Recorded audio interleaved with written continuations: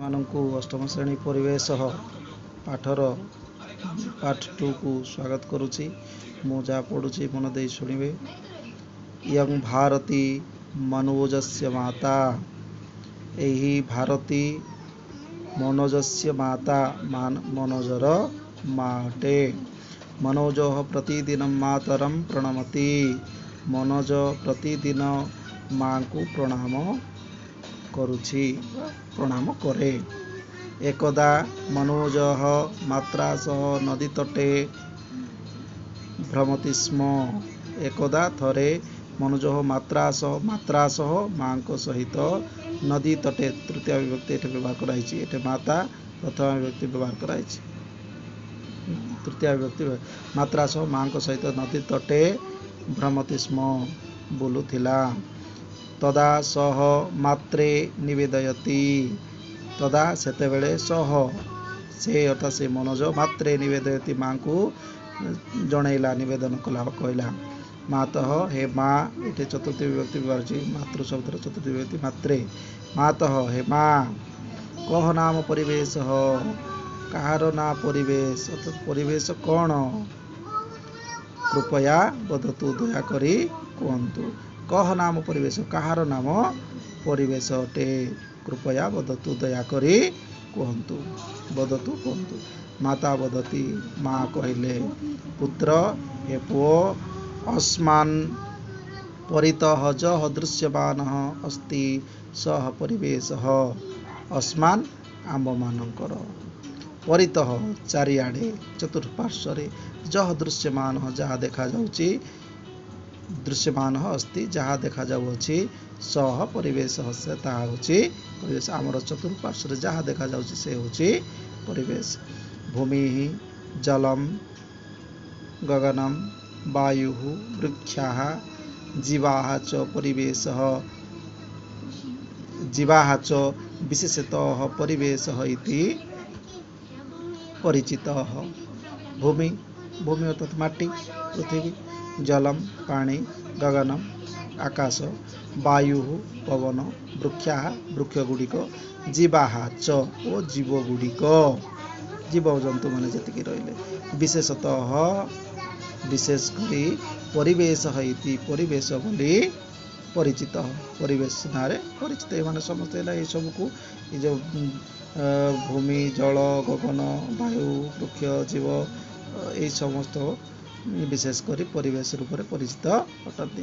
ପୁତ୍ର ପୁନଃ ପୃଚ୍ଛତି, ପୁତ୍ର ପୁଅ, ପୁନଃ ପୃଚ୍ଛତି ପୁଣି ଥରେ ପଚାରିଲା। ମାତଃ ହେ ମା, କେନ ଭାବେନ ସହ ଦୂଷିତଃ ଭବତି, କେନ ଭାବେନ କେଉଁ ପ୍ରକାରରେ ବା କେମିତି ଭାବରେ, ସହ ଦୂଷିତ ଭବତି ତାହା, ସହ ସେ, ଦୂଷିତଃ ଭବତି ଦୂଷିତ ହେଉଛି।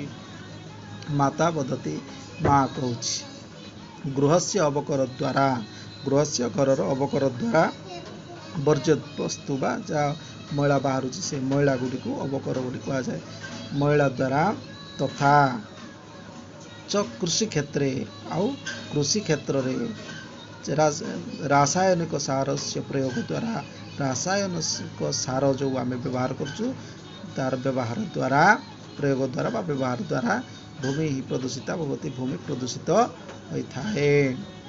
ନଗରସ୍ୟ ଶିଳ୍ପାଗାରସ୍ୟ च, ନଗରସ୍ୟ ନଗରର, ଓ ଶିଳ୍ପାଗାରସ୍ୟ च ଓ ଶିଳ୍ପାଗାରର କଳକାରଖାନାର, ବର୍ଜ୍ୟଦ୍ରବ୍ୟ ଦ୍ୱାରା, ପରିତ୍ୟକ୍ତ ଜିନିଷ ଗୁଡ଼ିକ ଦ୍ୱାରା, ଯେତିକି ମଇଳା ଦ୍ୱାରା, ପାଉଁଶ ଇତ୍ୟାଦି ଯେତିକି ମଇଳା ଦ୍ରବ୍ୟ ବାହାରେ ସେଇ ବର୍ଜ୍ୟଦ୍ରବ୍ୟ ଦ୍ୱାରା, ଜଲମ୍ ପାଣି, ପ୍ରଦୂଷିତମ୍ ଭବତି ପ୍ରଦୂଷିତ ହୋଇଥାଏ, ଖରାପ ହୋଇଥାଏ।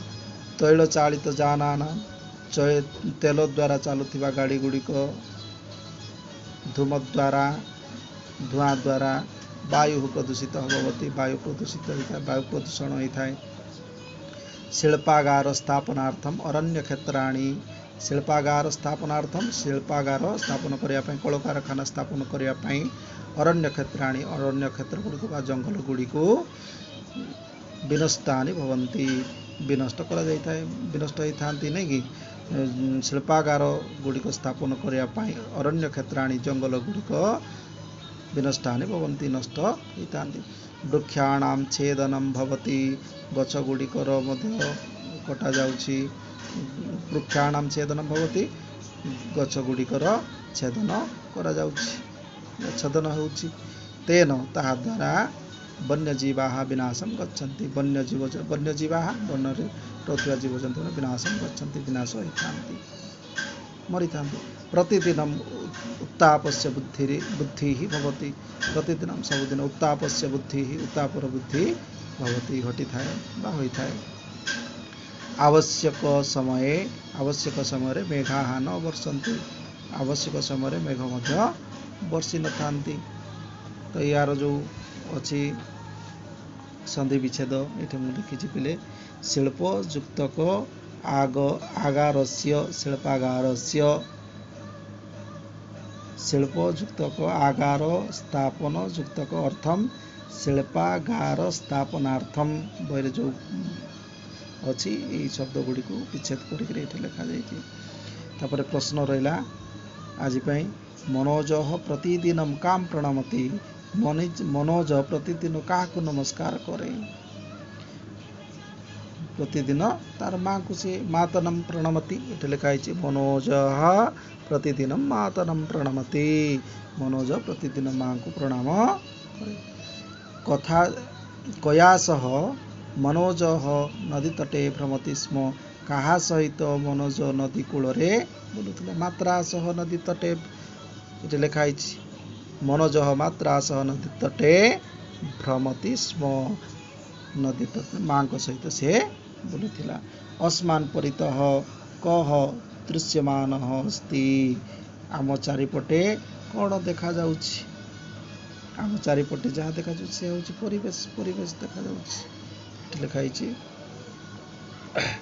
तो ये लिखाई परित अस्मान परितः जह दृश्यमान अस्ति सह परिवेश आम चारिपटे परिवेश देखा जाउछि यार प्रश्न गुड़िकर उत्तर लेखिकी मो पाखु पठेब धन्यवाद।